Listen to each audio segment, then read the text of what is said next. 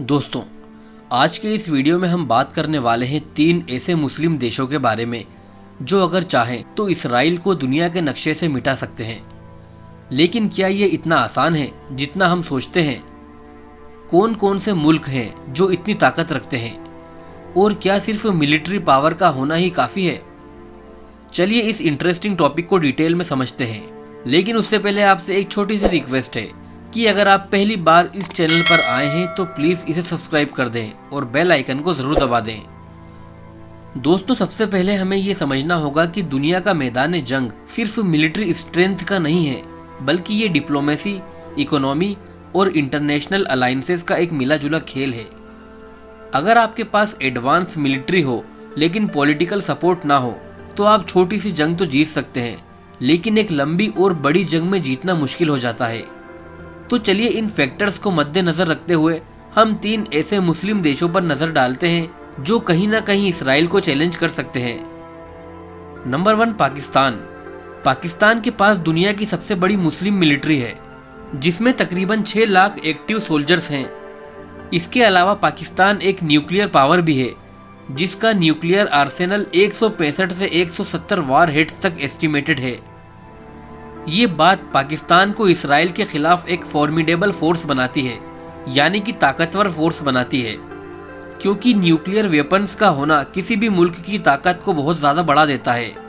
और इसके साथ पाकिस्तान के पास बैलिस्टिक मिसाइल्स टेक्नोलॉजी भी है, जैसे कि शाहीन और गौरी मिसाइल्स, जो इसराइल तक पहुंचने की सलाहियत रखती हैं। लेकिन अगर हम असल ज़मीनी हकीकत देखें तो पाकिस्तान के लिए इसराइल के खिलाफ जंग शुरू करना कोई आसान फैसला नहीं होगा। सबसे पहली बात, दोनों मुल्कों के दरमियान का फासला काफ़ी ज़्यादा है। इसराइल से जंग का मतलब है मिडिल ईस्ट के तमाम मुल्कों को इन्वॉल्व करना, और इससे अमेरिका और यूरोपियन यूनियन का भी इंटरफेरेंस बढ़ जाता है। पाकिस्तान के लिए सबसे बड़ा चैलेंज ये होगा कि उसकी इकोनॉमी ऑलरेडी मुश्किल हालात में है, और अगर इंटरनेशनल सैंक्शन लग गए तो वो और भी बुरा असर डाल सकती है। फिर भी अगर हाइपोथेटिकली सोचा जाए तो मिलिट्री टर्म्स में पाकिस्तान एक अहम रोल अदा कर सकता है और इसराइल को चैलेंज दे सकता है। दोस्तों, नंबर 2 पर है ईरान। ईरान और इसराइल के दरमियान हॉस्टिलिटी और नफरत का सिलसिला काफ़ी अरसे से चलता आ रहा है। ईरान ओपनली इसराइल को ज़ियोनिस्ट रिजाइम कहकर क्रिटिसाइज करता है, और ईरान का कहना है कि इसराइल मिडिल ईस्ट के लिए एक खतरा है। ईरान के पास भी एडवांस मिलिट्री है, जिसमें 5 लाख से ज़्यादा एक्टिव सोल्जर्स हैं।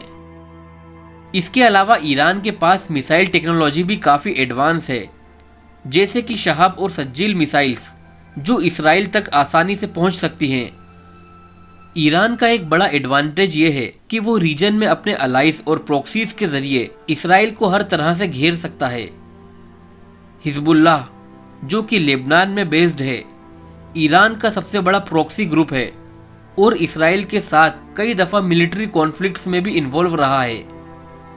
ईरान के लिए इसराइल को टारगेट करना पॉलिटिकल और रिलीजियस मोटिव से भी जस्टिफाई होता है, क्योंकि उनका कहना है कि वो फिलिस्तीन और मुस्लिम उम्मत के हक के लिए लड़ रहे हैं।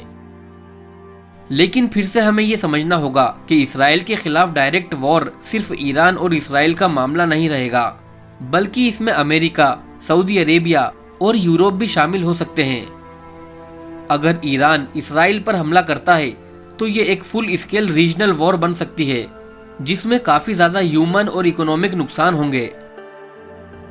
ईरान के खिलाफ भी कई बार इंटरनेशनल सैंक्शंस लग चुकी हैं, जो उसकी इकोनॉमी को नुकसान पहुंचाती हैं। इसलिए ईरान के लिए भी ये फैसला लेना मुश्किल है। दोस्तों, अब बात करते हैं तीसरे और आखिरी देश की, जिसका नाम है तुर्की। तुर्की हिस्टोरिकली एक स्ट्रॉन्ग मुस्लिम मुल्क रहा है, और उसका ओटोमन एम्पायर का दौर इस चीज़ का गवाह है कि वो कभी मुस्लिम दुनिया का लीडर था। आज भी टर्किश मिलिट्री एक पावरफुल फोर्स है, जो नाटो का हिस्सा होने के नाते एडवांस मिलिट्री ट्रेनिंग और इक्विपमेंट्स से लेस है। तुर्की के पास मिडिल ईस्ट की सबसे एडवांस मिलिट्री में से एक मिलिट्री है, और उनके पास भी बैलिस्टिक मिसाइल्स हैं जो इसराइल तक आसानी से पहुंच सकती हैं। तुर्की के इसराइल के साथ डिप्लोमेटिक रिलेशंस भी हैं, लेकिन फिलिस्तीन के मसले पर उनकी स्ट्रॉन्ग पोजीशन रहती है, जो पिछले कुछ सालों में बढ़ गई है। तुर्की के प्रेसिडेंट रजब तैयब एर्दोगान ओपनली फिलिस्तीन का सपोर्ट करते हैं और उन्होंने इसराइल के खिलाफ हार्श स्टेटमेंट्स भी दिए हैं। लेकिन फिर से तुर्की के लिए इसराइल के साथ डायरेक्ट वॉर में जाना एक रिस्की स्टेप होगा, क्योंकि उसके बाद इंटरनेशनल पॉलिटिकल सिनारियो काफी कॉम्प्लिकेट हो सकता है। दोस्तों, यहाँ एक और अहम चीज को समझना जरूरी है।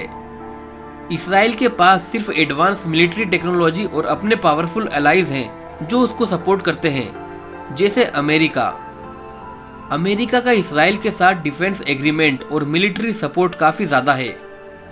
अगर कोई भी मुस्लिम मुल्क इसराइल के खिलाफ जंग शुरू करता है तो इस चीज का 90% चांस है कि अमेरिका उस जंग में डायरेक्ट या इनडायरेक्ट तौर पर इसराइल का साथ देगा।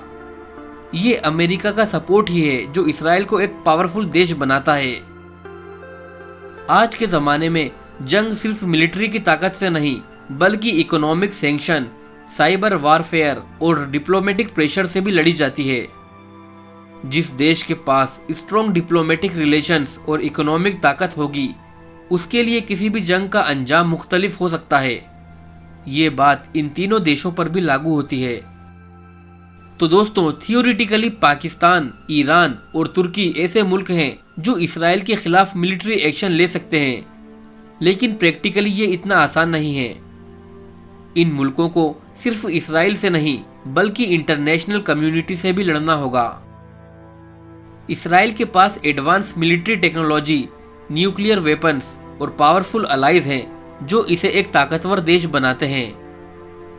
इन तीनों मुल्कों के लिए इसराइल को मिटाना न सिर्फ एक मिलिट्री चैलेंज होगा, बल्कि पॉलिटिकल और इकोनॉमिक बैलेंस को भी डिस्टर्ब करना होगा। जंग का मतलब सिर्फ जंग को जीतना नहीं होता, बल्कि उसके बाद के अंजाम और नतीजों को भी मद्देनजर रखना होता है। दोस्तों, फिलहाल इस वीडियो में बस इतना ही। अगर आपको ये वीडियो इन्फॉर्मेटिव लगी हो तो इसे लाइक करें, शेयर करें और चैनल को सब्सक्राइब करना ना भूलें। मिलते हैं नेक्स्ट वीडियो में। जय हिंद।